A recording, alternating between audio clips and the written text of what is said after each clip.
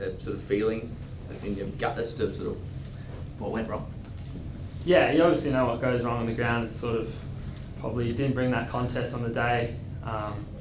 Credit to Freo's mids and their team, they're a great side. So, if you're that 1% off, it's obviously going to hurt you on the day. So we've just got to be consistent with bringing it each week. How much is that going to be on the midfield group then, when you look at it and going forward? Yeah, absolutely. As mids, you've got to put your hand up and say, we probably didn't bring it on the day, but at the end of the day, it is a team effort. And unfortunately, we weren't able to get the job done inside. But I'm sure the boys got parts that we all thought weren't too happy with. You mentioned that 1%. Where do you find that 1% this week? How do you make sure you've got that extra 1% against Carlton? It's a good question. I think just during the week, getting everything right, it's probably the first start. You mentioned the review, going through the review with your coaches and seeing what you're doing wrong or right. You just got to try and bring it each week, which is probably the hardest thing about footy.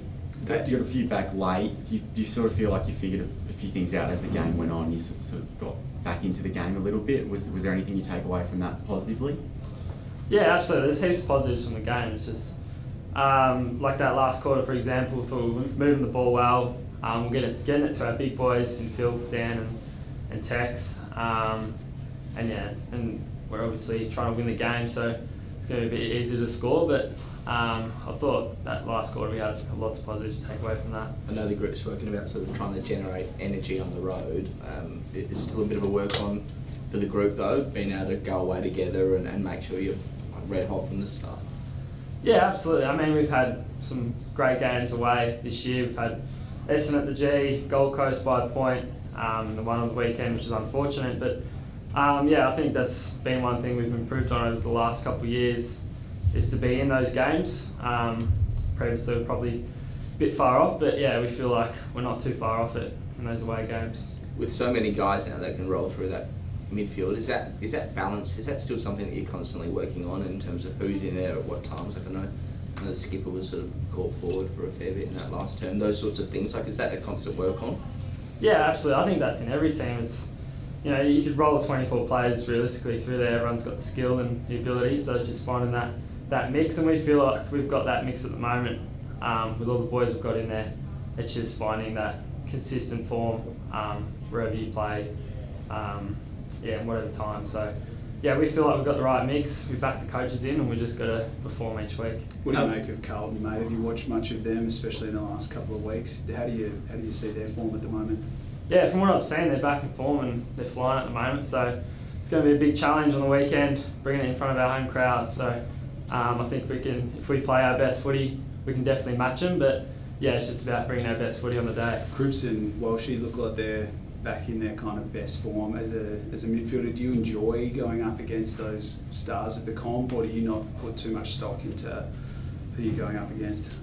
No, absolutely. You definitely put time in to know who you're going up against, and like you said, they are stars of the comp, Cripps and Walshy. So we'll hopefully be able to match them on the day, but we'll try and get it done and we'll see how we go. Have you made sure they kind of don't get off the leash? Because Sarong and Brayshaw were able to on Friday night, and Merritt, was it 14-4 or something like that in round 2? How do you kind of make sure that the best midfielder of the opposition team doesn't get off the leash?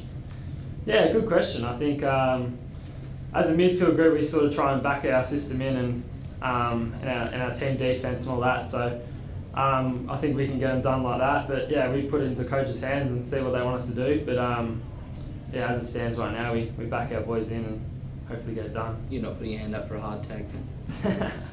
No, whatever they want me to do, I'll do. How have you seen your own form? First sort of 3 or 4 weeks of the season, you were absolutely flying, but maybe just a bit quieter last fortnight or so. Yeah, I mean, probably not the ideal way I'd like to be playing the last 3 weeks, but you get back on your horse and you keep training hard during the week, and that's all you can really do. Just sit down with the coaches, see what's going on.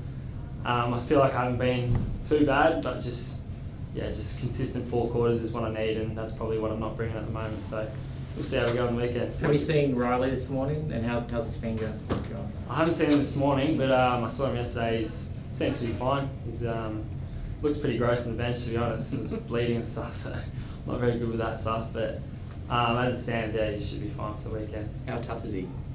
Tough fella, yeah. He's a big boy. As far as one positive, I suppose, some really good performances in the sample over the weekend, and if there's a world where Riley, Fogg don't get up, Hinge comes out, there's probably some good depth of guys coming through. Did you get to see any of that game? Have you kind of heard anything about that? Yeah, absolutely. That's the beauty of it at the moment. We've got guys flying in the sample. So I was there yesterday and I thought they put up a strong performance. You got guys like Berry, who's absolutely dominating. City Draper, who went back there and played a full game. So like guys like them, they're flying at the moment. So it's good to see, and it's also good competition for spots. What did that do for your confidence? Saw Sid rack them up yesterday, but what did that, when you were in a similar spot in your career and you went and played with the twos, what did that sort of do for you? Good question. It's just sort of, you play a bit freer, I feel like. You're trying to get the footy, hands in the footy, and you have a bit of confidence to go out there and hopefully play a bit better and play and dominate the game a bit more. So yeah, seeing City do that yesterday was unreal. I thought he was clean, his leg drive, and I don't know, his agility is pretty crazy, as you've probably seen. So he's going to be a star in the making, I reckon. And Fogarty, will he train today? Do you think he's a chance for the weekends? Yeah, I'm not too sure. I think he's got a few fitness tests or something like that, so he should be fine, but I'll leave that to the physio guys to suss that out. It's a bit of a brutal stretch coming up. Carlton, then showdown, that's an away showdown, and I think then Collingwood after that. How important is it? I mean, you obviously want to win every week, but how important is it to kind of get back on the horse this week and build some of that momentum before a tough couple of weeks? Yeah, absolutely. I think we just go with our theme of, it's probably pretty cliche, but each week at a time. Like this week's Carlton, big game coming up, so I think we're just looking into that, and we'll do some oppo tomorrow and get ready for that game and get back on the horse, which would be good.